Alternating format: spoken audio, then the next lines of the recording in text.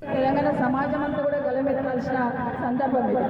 ఎందుకంటే ఈరోజు ఒక కేసీఆర్ గారి దాడి కాదు, తెలంగాణ సమాజం మీద జరుగుతున్న దాడి. ఖచ్చితంగా తెలంగాణ సమాజం అంటే బాగా చైతన్యంతో కూడిన సమాజం.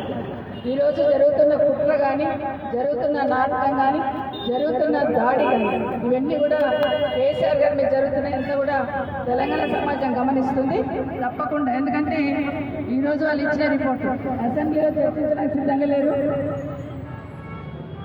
టైం ఏమంటే అక్కడ ఇవ్వరు, ఏకపక్షంగా కనీసం వినడానికి సిద్ధంగా లేకుండా కూడా అసెంబ్లీలో ఏ విధంగా చేసిందని తెలంగాణ ప్రజలందరూ కూడా చూస్తున్నారు.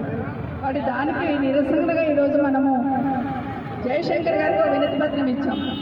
ఎందుకంటే జయశంకర్ గారు బతుకున్నన్ని రోజులు తెలంగాణ రావాలని, తెలంగాణ బాగుపడాలని, తెలంగాణ సాధ్యం కావాలంటే కేసీఆర్ లాంటి నాయకుడు కావాలని ఆ రోజు కేసీఆర్ గారు వెన్నటువంటి తెలంగాణ రాష్ట్ర సాధనలో భాగమైన జయశంకర్ గారికి ఈరోజు ఒక రిప్రజెంటేషన్ ఇచ్చాం. ఖచ్చితంగా ఈరోజు కేసీఆర్ గారిని ఎంత వేధించాలని ప్రయత్నం చేస్తున్నారో అంత ఇదిగా ప్రజలందరూ కూడా తిరగబడే రోజు దగ్గరలోనే